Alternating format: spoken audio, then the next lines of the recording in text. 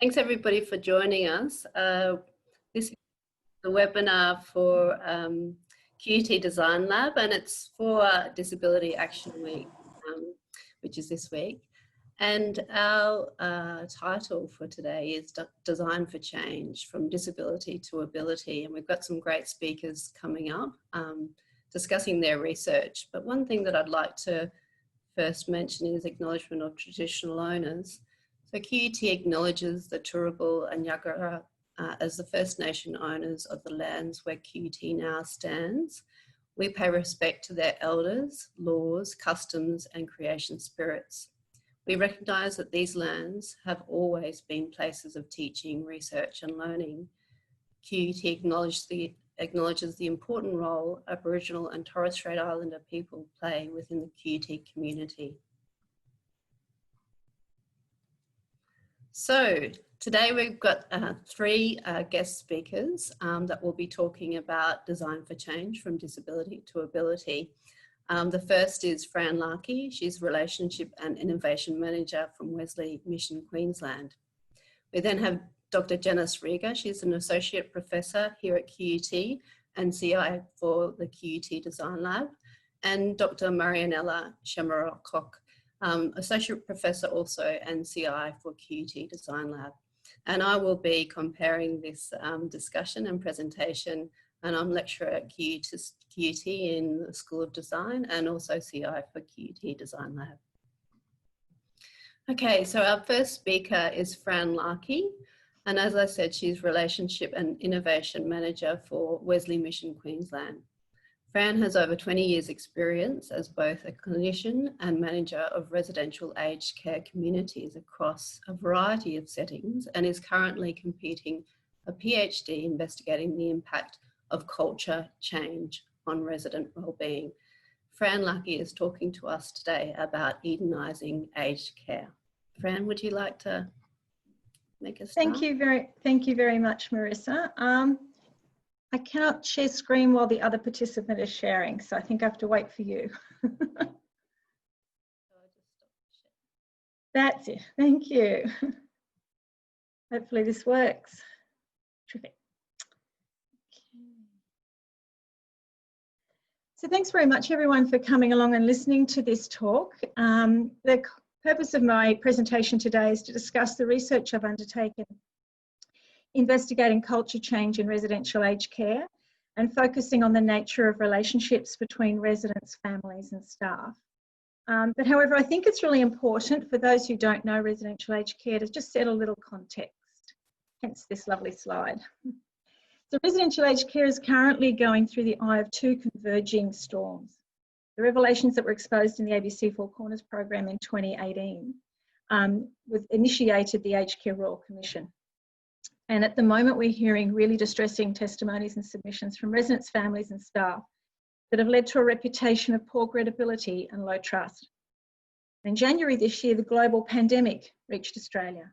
And to date, there's been over 600 deaths of residents in residential aged care from COVID-19. But it's also important to note that there are over 217,000 other people still living in residential aged care because of the COVID outbreak, have had to live under a set of stringent quarantining circumstances that are actually socially isolating them and exacerbating their anxiety and loss and distress with family. So we work very hard to keep people safe, but there's also a negative to that. So therefore, the imperative for culture change has never been more important. So my studies are being completed at Southern Cross University. This is the subject of my thesis and the objectives from my research. And I'd like to acknowledge my supervisors, Professor Mark Hughes and Professor Susan Nancaro. And what I'm undertaking is an investigation into a culture change model. It's an experiential model with very little empirical evidence. However, it has significant promising future in culture change. So the Eden Alternative believes in three plagues of aged care: loneliness, helplessness and boredom. And they talk about three antidotes. For loneliness, it's loving companionship. For helplessness, it's the ability to give as well as receive care. And for boredom, it's the close and continuing relationship with plants and animals and children. And if they don't excite you, it's whatever is meaningful to you as an individual. And since 2014, the Eden Alternative has been immersed in 7 domains of wellbeing. This is my research process. It's been an experiential approach that I've changed the way in which you usually would do research. I've done pre and post self-reported wellbeing measurement on residents at an intervention and a control site. And I've implemented an appreciative inquiry. So I don't know if anyone knows much about appreciative inquiry, but it's part of an organisational development. You will have, if you've been involved in anything like that, you'll have been exposed to this. And the purpose of appreciative inquiry is to look at the best of what is. We all know all the things that are wrong in aged care. My purpose was to go in and speak with residents, families and staff and to find out what works. And so I undertook the usual semi-structured interviews and then focus groups with residents, families and staff. Then went back and remeasured self-reported wellbeing in residents. And then subsequent to that, as part of the Appreciative Inquiry, you hold an organisational summit. So I created a workshop that invited the CEO, the board, members of the corporate executive team, people that have a non-frontline experience, not facing with residents or families, but have a great deal of impact on what happens in aged care. As well as that was managers and a wide distribution of staff from across many designations. Then I had a subject panel expert panel residents that attended, and they did a Q&A session with the staff, talking about what they would tell their younger self and what they could talk to us about, the things that actually made a positive difference in their lives. And from there we came up with, we explored and workshopped all the findings from the research. And from there we came up with over 513 initiatives. And those have grown into what I've now built as a conceptual model. And from there I'm building a set of resources, because conceptual models are wonderful things, but they've actually got to be able to be put into practice. So one of the really strong focuses in all of this is a relationship-centered care. So I'm challenging that person-centeredness is actually fragmented and has actually been very difficult to explain. It is inconsistently implemented, and many people only know it as a marketing banner in an organisation. But relationships, everything we do starts and finishes in relationships, and I think that's the key to good culture change. So these were my findings. I came up with 6 primary themes through a thematic analysis process: transition, identity, communication, relationships, culture and well-being. And some of the sub-themes that came out of that was the adaptation to grief. So transitioning into aged care is never anyone's choice. People go into aged care because they've exhausted all other opportunities of resources at home, or those resources are not available, which is increasingly the situation with home care, or they don't have an advocate to work and help with them. So they're actually really going through a grief process. The families also go through an extensive grief process, and I think everyone underestimates how long that takes. So part of my research identified the residents of the current generation incredibly stoic and adapt very well and take less time than the family to adjust to the process. Family are still going through that sometimes 12, 18 months later. They never really reconcile themselves to the decision to place their parent in aged care. And for staff, it was an eye-opener to them to realise how long that process went on for. Identity is very obvious about independence and choice and growth, and we talk often about, oh, staff need more, you know, dementia training or whatever. They don't. They actually need more understanding of what an individual needs and what the triggers are, their history, their story, and what it is they can't tell us.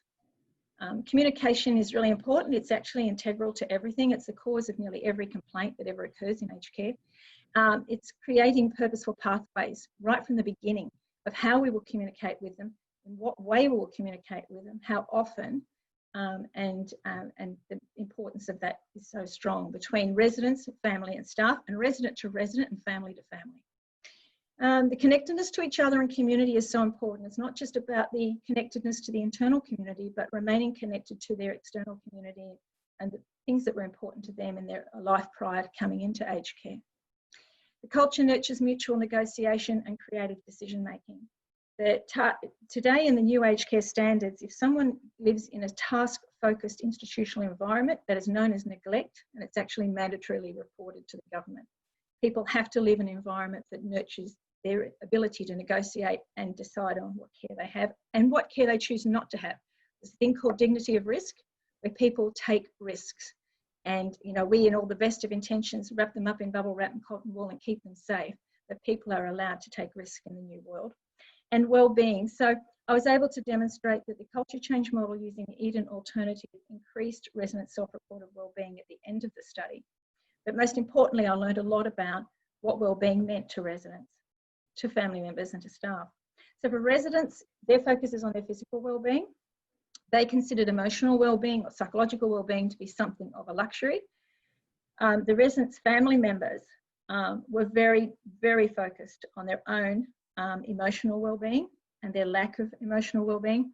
And then the staff were probably the most moving of all. So the senior staff, the ones that were trained and skilled, could talk about psychosocial assessment of well-being till the cows came home.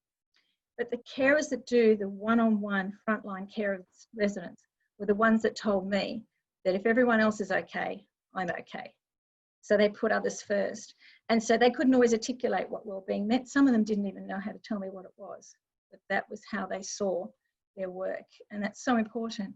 So I learned a great deal about relationships and what's important from the beginning. Prior to coming into residential aged care, we have to build those relationships and nurture them all the way through, because people stay 12 months, 18 months in an aged care home, sometimes much shorter period of time than that.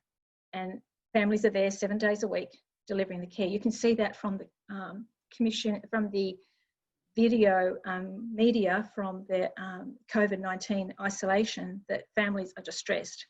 They are really part and parcel of the care of the resident. So we have to acknowledge that. That's about it.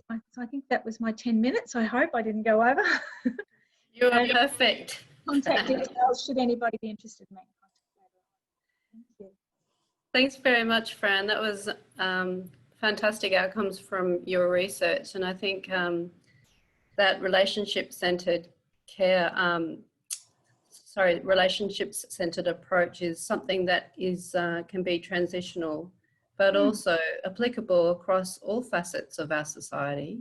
Yeah, from schools to other different types of institutions, and it's something that's been missing. So I think that you're totally on the wave there. Yeah. Oh, thank you. Thank you.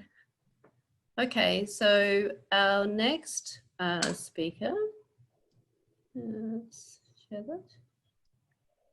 Oops. So our next speaker is Dr. Janice Rieger. As I said, Janice is an associate professor in the QUT School of Design.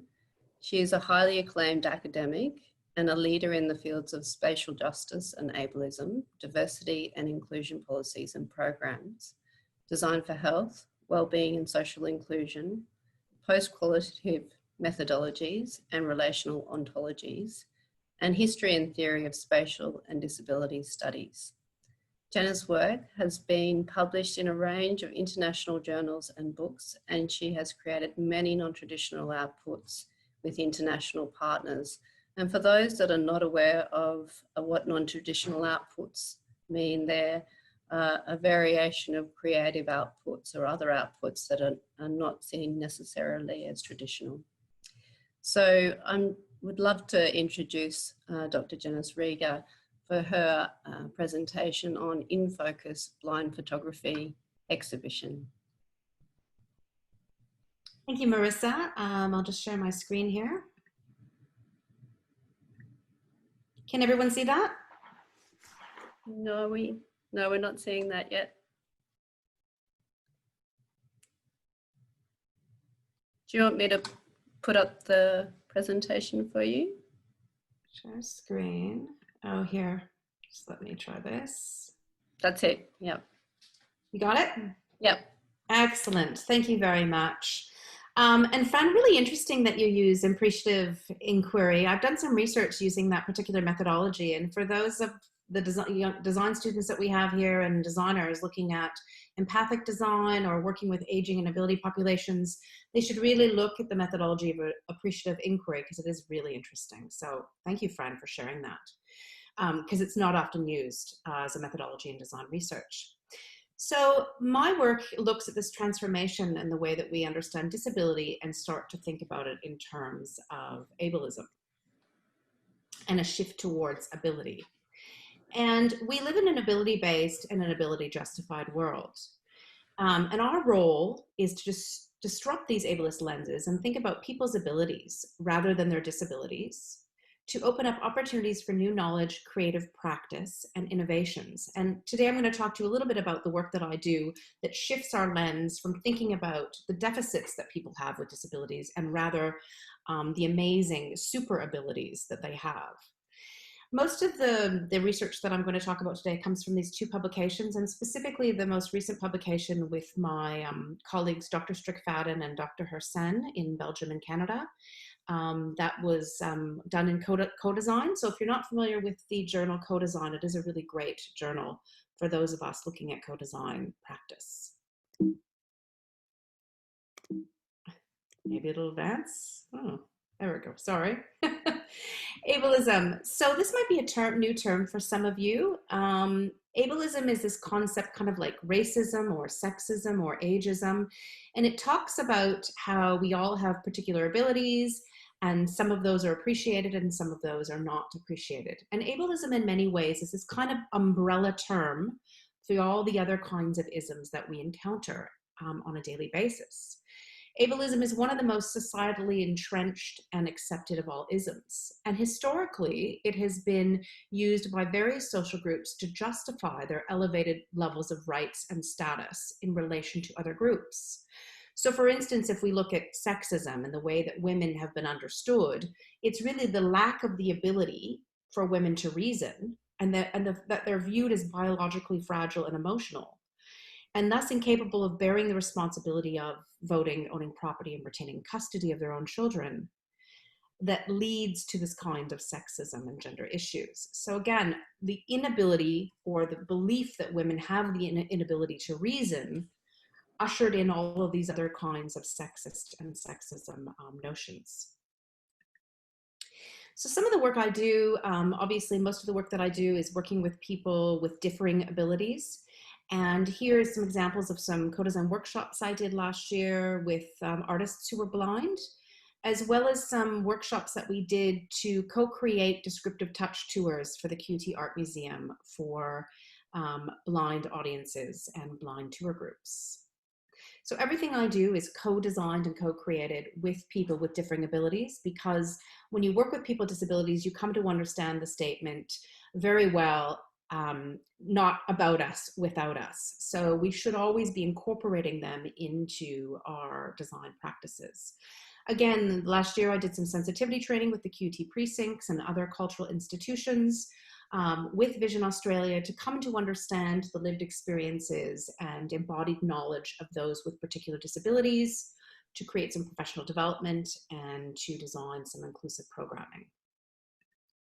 So let's get into a case study that I want to share with you today, and that is the In Focus Blind Photographers Challenge Visual Expectations exhibition.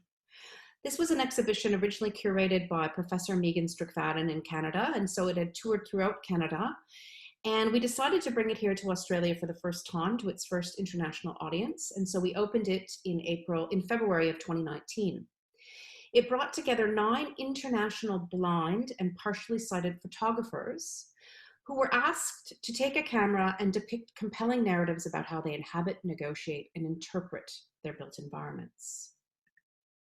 Here's an example of the photographer Kathy Austin from Canada, and how she comes to understand the built environment and design around her through her own lens and through her own abilities as a blind photographer. Very often the perspectives that we look at, very often the emphasis on light is really, really evident in these photographs.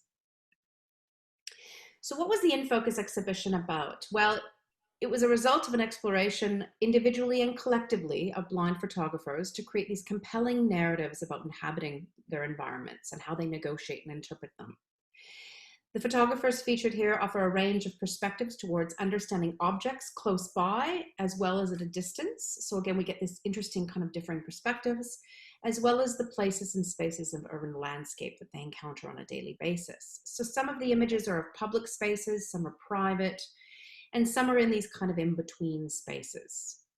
The photographs depict their physical, kind of emotional and intellectual engagement with the built environment and how it's explored through various kinds of elements and principles like light, shadow, form, textures. And interestingly, the incorporation of other human senses. So for those photographers that were born blind, they actually took photographs of smells, things that were important to them in terms of the smell or the sound or even the taste. And so they're illuminating their kinds of understanding of the built environment through those other kind of senses and that multisensorial lens. This is an example at the opening night at the QT Art Museum of In Focus with one of the blind photographers, Sarah Bolton, and myself. And it was interesting because this photographic exhibition was included as part of the exchange value exhibition at the QT Art Museum. So it was really nice to see this understanding of this exchange and this, and in a way, a photograph as a gift.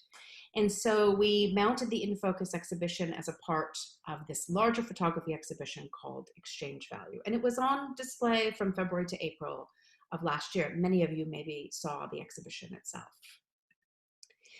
One of the blind photographers made an interesting comment, and he was born blind, but he said, "Isn't it indeed a paradox for people who are blind to make pictures they can't even access and enjoy?"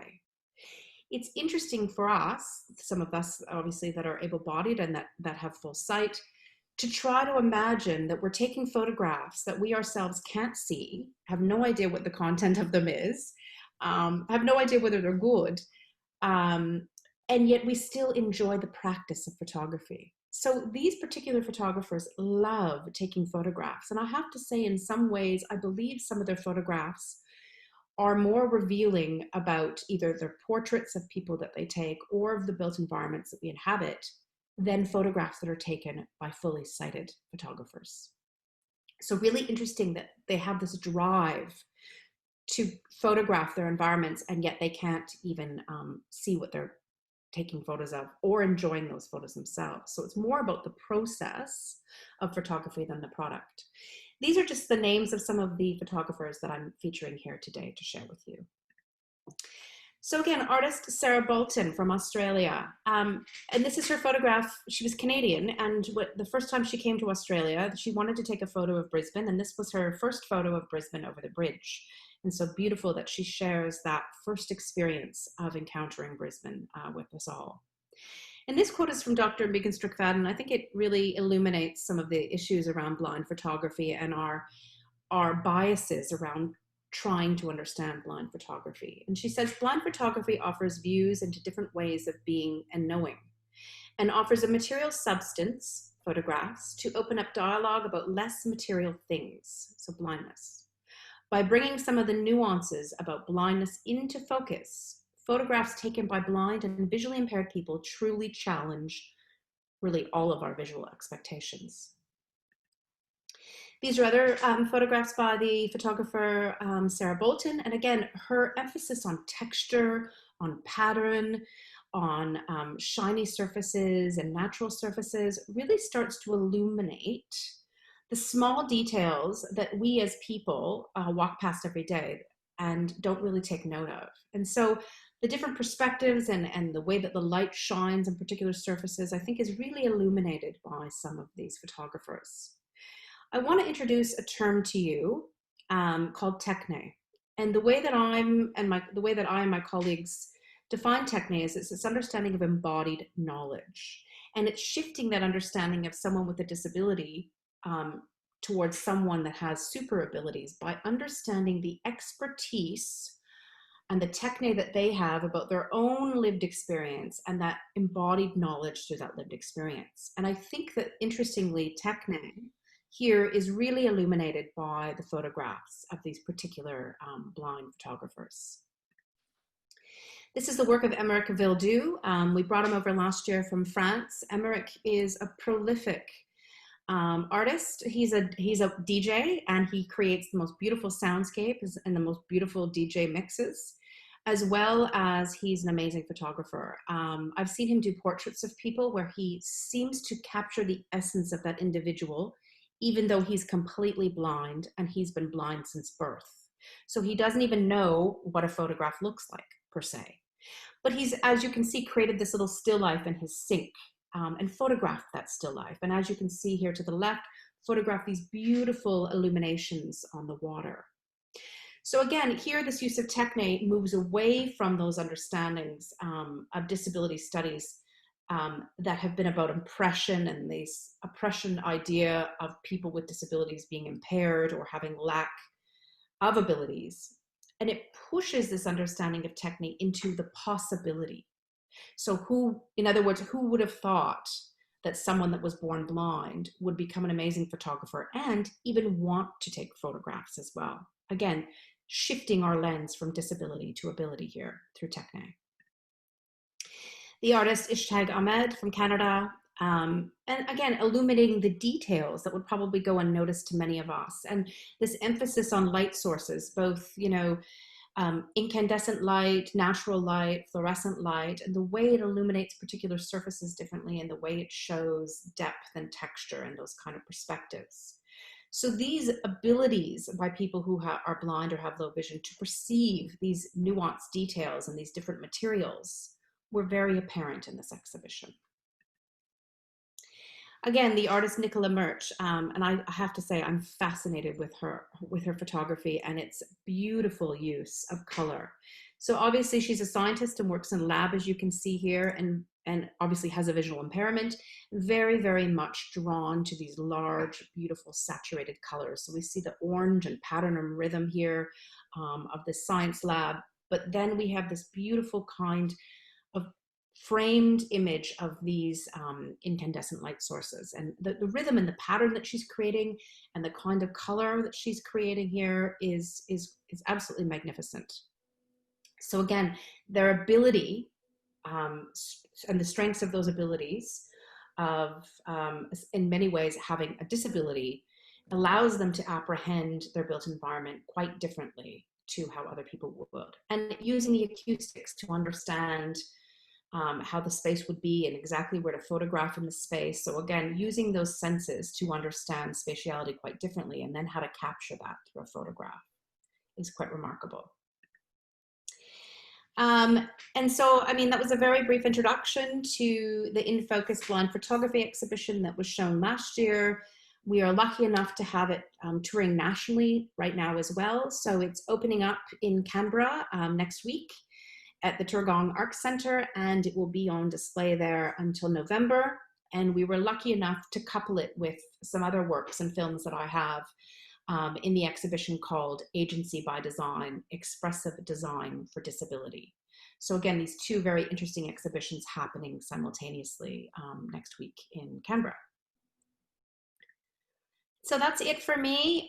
It was a pleasure to share this project with you and to allow you to start to understand concepts around ableism and techne and how we can start to see people's disabilities as really amazing abilities. Thank you. Thanks, Janice. Thanks for sharing that work that you've done and those case studies. I've also been doing some research with vision impaired. I call them VIPs, actually. But one of the things that I've come to recognize is that they're really spatial experts and really trying to shift that. And we can actually learn quite a lot about our built environment from engaging with them. So thanks very much, Janice. Okay, so the next speaker, I'll just share my screen. I'll just introduce. Our next speaker is Dr. Marianella Chamorro-Koc, and she is an associate professor at the QT School of Design. She's also a CI at the QT Design Lab. So Marianella is driven to enhance people's interactions with technologies. Her work as a design lecturer and researcher focuses on design for health. Marianella's research focuses in investigating how people use and engage with digital technologies to manage their health and for empathy building. Her applied research is translated into prototyping of personal health tech and accessible technologies as research tools. Marianella leads the QT Design Lab program of Design for Health and is a member of the Design Research Society. So Marianella is going to talk to us about today about using technology for empathy building.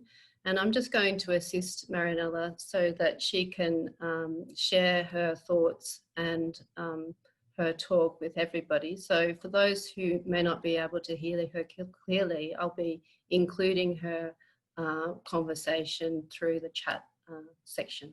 Okay, thanks very much, Marianella. Thank you, Marissa. Hello, everyone. I am having some troubles with my internet connection. So what I will do to make sure that it works, I will just stop my video. I will just have my face. So I go here. And if my PowerPoint fails, Marissa is going to help me sharing her screen. So let's try it.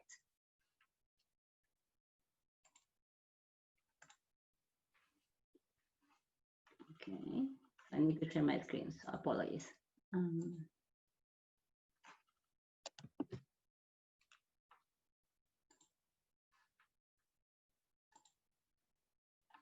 Okay, Marissa, can you confirm you see my PowerPoint presentation? Yes, I can, Marianella. Oh, perfect. So one more second. All right. Okay, so hello everyone again. Thank you again for the opportunity to speak at Disability Week and to reflect on my work as part of QT Design Lab vision of change by design. The title From Disability to Ability provides me with a very nice framework to talk about how design research has evolved in the shift from disability to ability. I will explore the role of designing in enabling ability, and especially about my take on using technology for empathy building. To give you a little bit of my background, I am a design researcher and educator, and my background is industrial design. And people often ask me, what does industrial design have to do with design for health? Well, my research focus is on people's interactions with the objects and systems that surround them. And in my case, I try to look at all the scenarios of healthcare. I investigate, I investigate people's experiences of health and their relationship with technology in assisting health goals. I use observations, deep dive interviews, co-discovery methods, and prototyping to gain insights about people's practices of receiving and giving healthcare of their everyday life activities, such, for example, navigating in public spaces or using services or smart devices.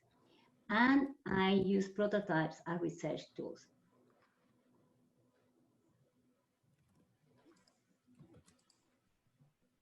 So I'm trying to go to my next slide, and it's not working.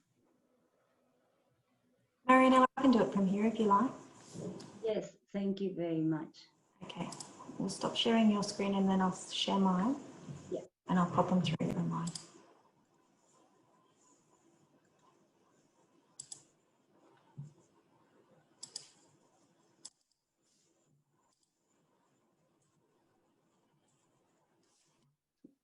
So we need to go to the next slide. Thank you very much. All right. So to give you a sense of how design research has evolved in the shift from disability to ability, I'll tell you a little bit about my journey. 3 decades ago, as a fresh industrial design graduate in Peru, ergonomics was the focus of most design innovations. If you are a member of the Gen X, and if you love the music from the 80s, you may remember the time when ergonomics was everything. And of course, my work reflected that. I was influenced by the work in Ireland and the Institute of Design and Disability, or IDD, and their ideas about inclusive design at that time. My research was then about developing supporting devices to facilitate activities in the bathroom. And that was 3 decades ago. So what you can see on the screen is a very well-known example of that kind of design work around disabilities. Obviously not my work. This is the OXO grips, and it was a potato peeler that really revolutionized the way we saw tools for the kitchen. Fast forward a few years, I was in the United States during my master's, and I was then influenced by the idea of universal design. My focus was on developing a tool to help designers understand better how to design for people's different physical abilities. I was convinced that by bringing biomechanics in design, it would provide such understanding to people, to the designers. And there I developed the BioTool, an interactive tool for designers, which was successfully published in some journals. However, there was a problem, and it's that biomechanical data did not exist about the diverse populations in the world. So when I went back home, I could not really bring or use my interactive design tool there. There has no representation of the Peruvian biomechanical data. The point that I'm trying to make is that there was a need for strategies for designers to design for all, and there was still none. Sometime after, I had an accident that reduced my mobility for 6 months. And after that, and throughout my research, I understood that disability is context dependent. It is then that I moved to Australia to further my research with a focus on context and experiences. And for over a decade, my research has explored people's experiences and how the social and the environmental aspects inform people's interactions and everyday activities. So from this perspective, my short and long-term research and collaborations now involve gaining a greater level of insights of people's lived experiences. Some of my projects, I can mention some, is about indoor-outdoor navigation of people with decreased visual abilities. We developed with Janice the Wondrous Goggles as an empathy building tool. With other colleagues, I work on a 3-year ARC linkage project, Wondrous Goggles, seamless journeys to work for young people with disabilities transitioning to work. And I'm currently supervising my student, Rodian Dillef, in the project Digitally Craft Community Futures. It is through these projects where I experienced two shifts in how we use design from disability to ability. The first is about designing to enhance health experiences through the building of empathy. And the second is about the shift to design that empowers all through collaboration and co-learning. So I will briefly refer to these projects to illustrate these shifts. So let's talk about the first one, the ARC linkage seamless journeys to work. This is a 3-year multi-stage project that investigated the lived experience of young people with disabilities transitioning to work. With a multidisciplinary methodology, we explore barriers and opportunities in getting a job as well as going to work. Beyond the focus on barriers and limitations, from policy and health perspective, we identified creative resistances or ways around where key stakeholders were able to get around limitations and policies and actually produce pathways to employment. And by employing a critical incident technique method from business and design perspectives, we identified those creative resistances in scenarios of people's daily life activities and practices. For example, commuting to a new place and getting around accessibility issues. In this project, we work with policymakers, service providers, and service consumers. And with our PhD student, Carla Sartori, we developed one of the results of the linkage, a transformative service design framework as a post-occupancy evaluation tool for online services. And this tool aims to enable service providers and consumers to collaborate and work together in making continuous improvements of online services for people with disabilities. The next project is about exploring how to build empathy through technology, which is another way we do design research through prototyping and gain insights into the area of interest. I refer to two examples. The first one, the Wondrous Goggles, a project that Janice and I collaborated from our previous research on how people navigate public spaces that presented barriers for social inclusion. In this project, we took as the departure point our understanding that accessibility policy is not good enough to address access for all in the public spaces and the workplace. And therefore, this project was about facilitating managers or stakeholders a personal experience of the invisible aspects about access to public life, and to augment their understanding of the navigational and spatial perception of people with visual impairment. With a low-tech approach, we enable the wearer to walk in the shoes of someone's experience and facilitate an iterative process of feeling, sensing, and reflecting that engage the wearer to create a new lived experience. The setting for this project was our QT Art Museum in Brisbane. As a reflection, as a post-occupancy evaluation tool, with this tool, we aim to afford stakeholders a way to collaborate with others and enable a mutual understanding of how a context presents barriers or enables. So designing with technology is an area that I continue to work to build empathy and find ways to use it to enable mutual understanding.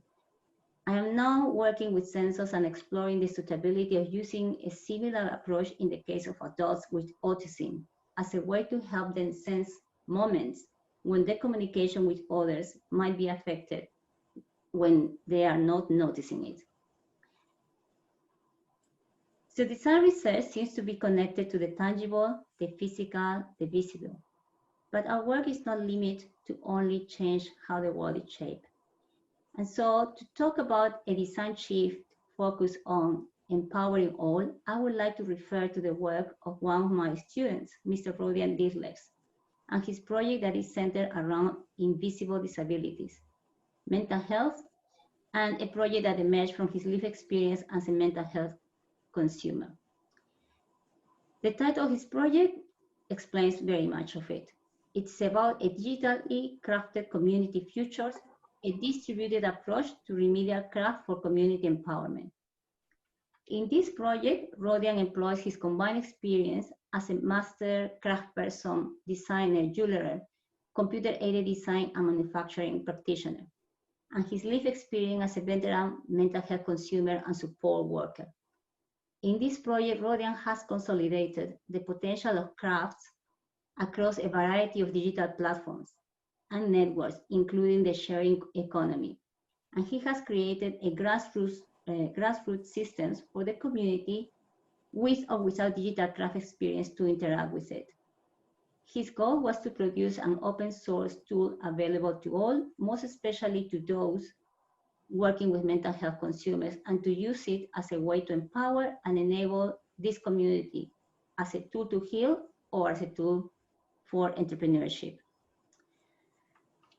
And I think with these examples, what I hope is that this experience and projects have provided some way to illustrate the design research work in design for change from disability to ability.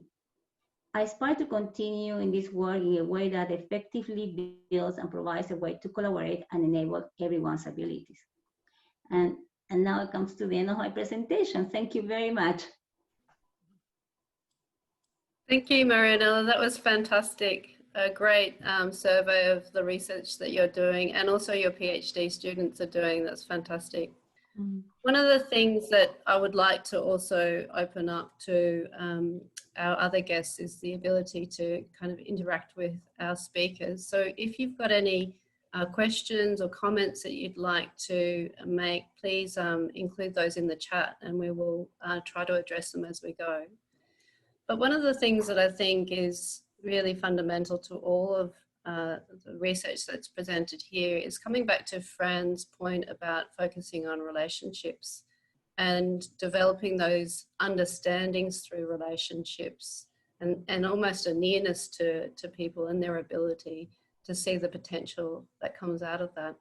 So Fran, can you just talk a little bit more about that outcome that you found and how it's being taken up through Wesley Mission Queensland?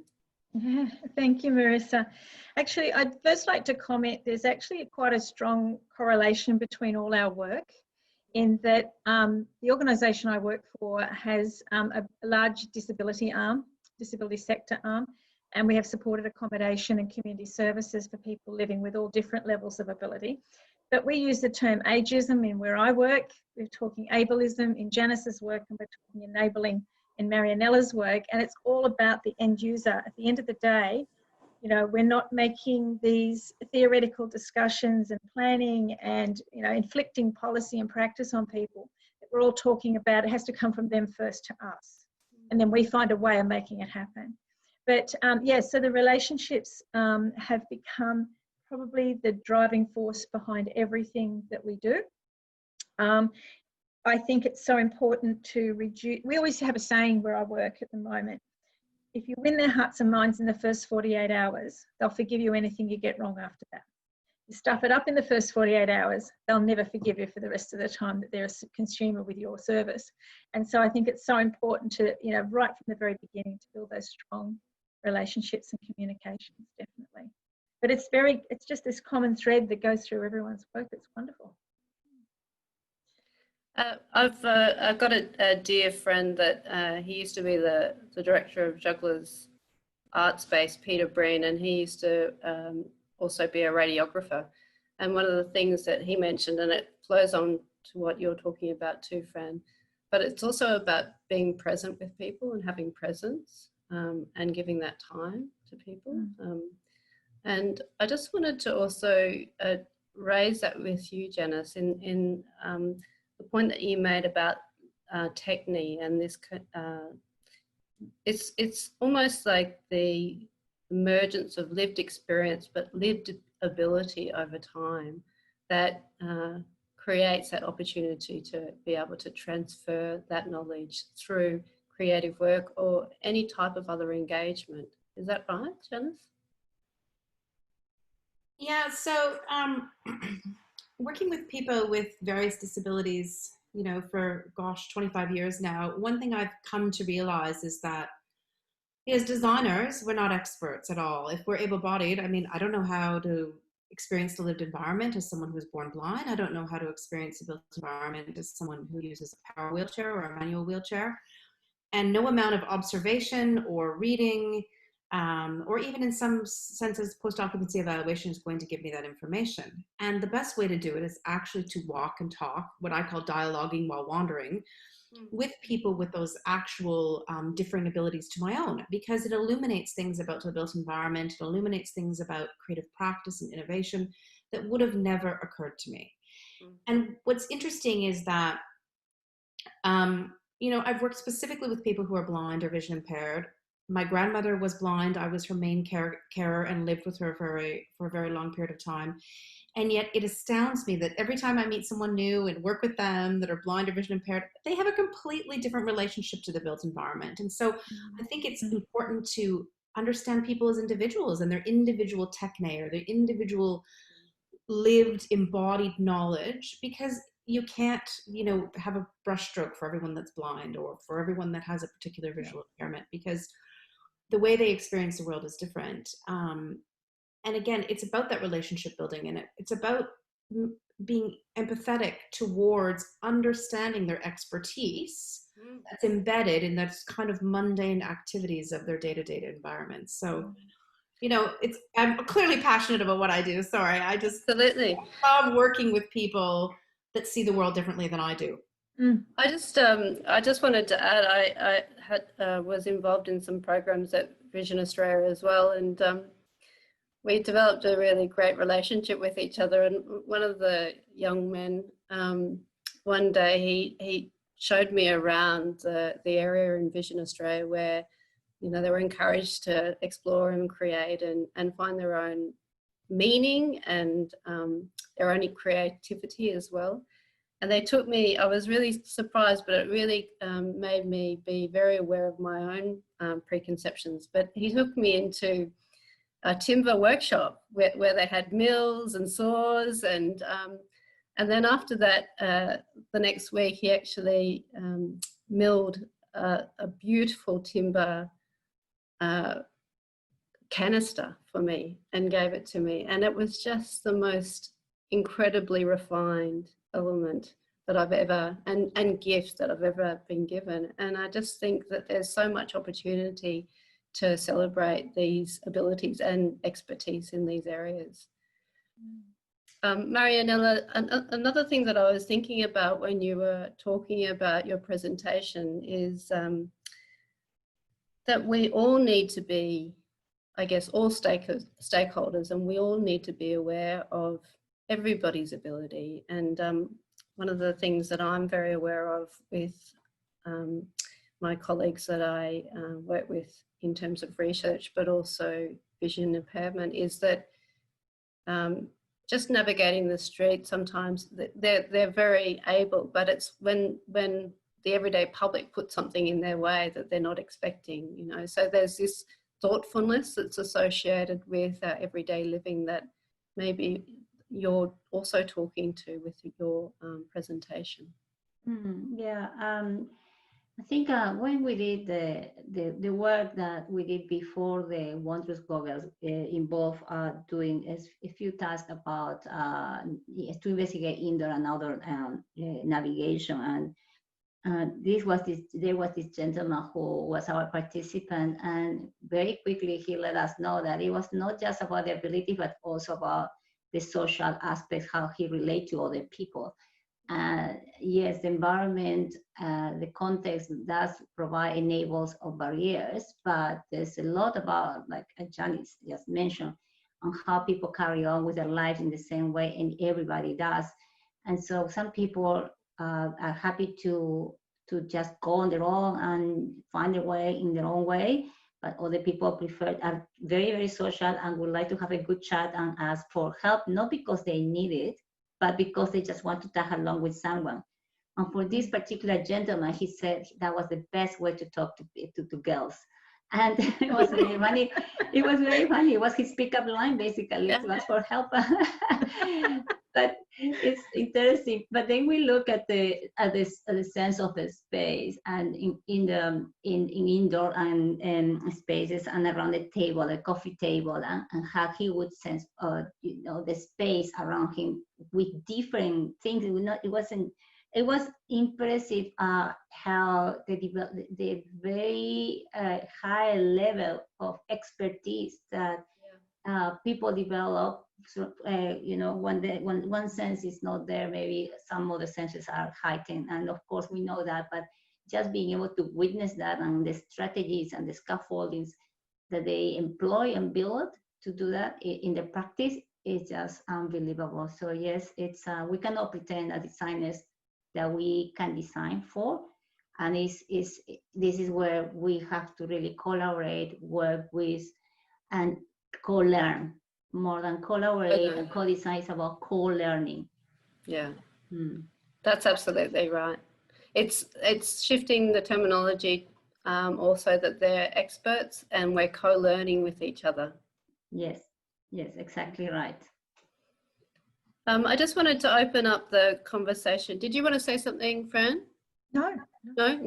I just wanted to open up the conversation to other attendees if they wanted to include anything in the chat. You're very welcome to.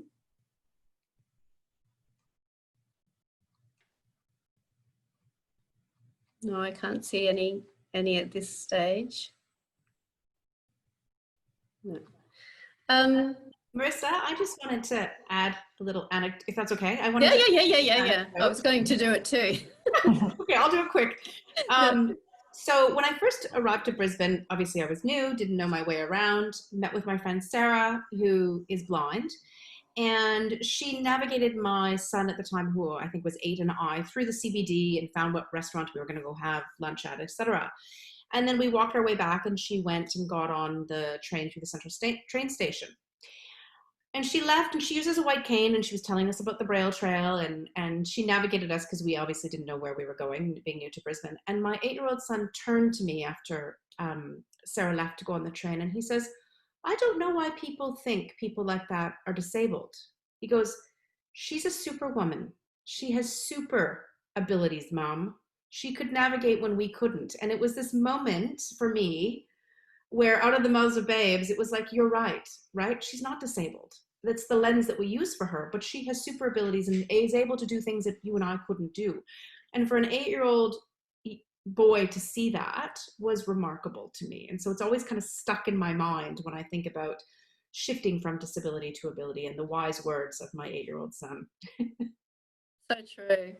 I've just got a little anecdote too. We had a small workshop, and it was around, we asked everybody to, and we were working with vision impaired members, and it was around bringing in something that was meaningful for you. It was like a small object.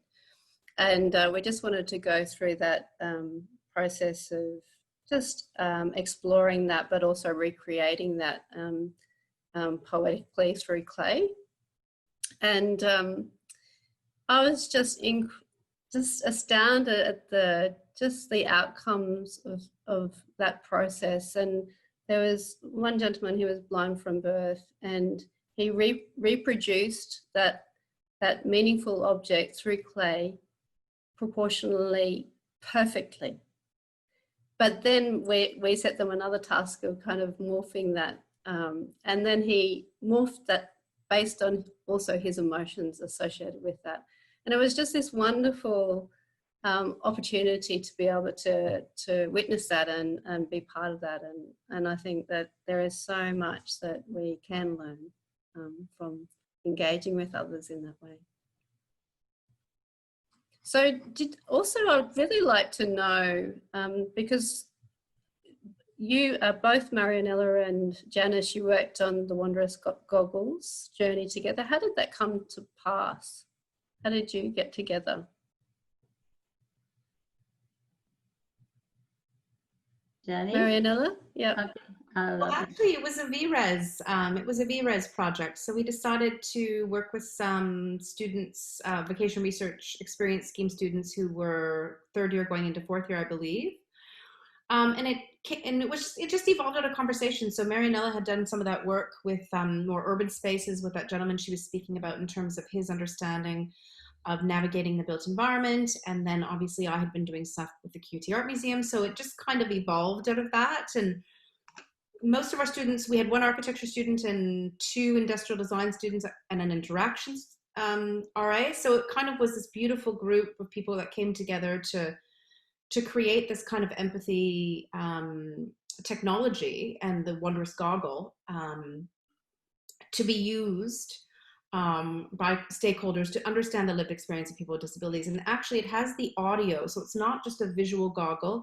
It actually has an audio track of people with a particular kind of blindness navigating that built environment with you.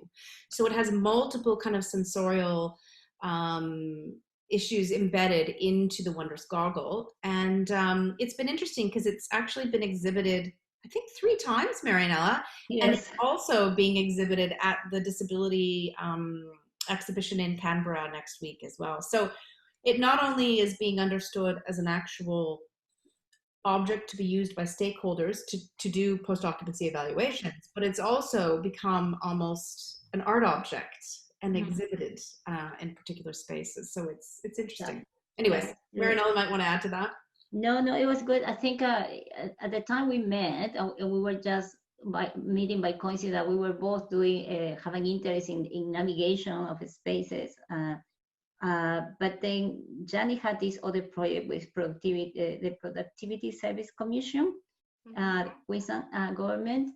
And there was something about the spaces and workplaces not being accessible. And you know how most of the concern is about policy and making it accessible, wider doors, ramps.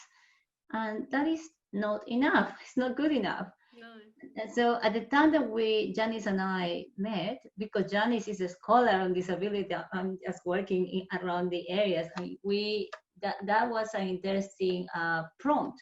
You know, that was something that prompted the Wondrous Goggle. So it was a combination of many things.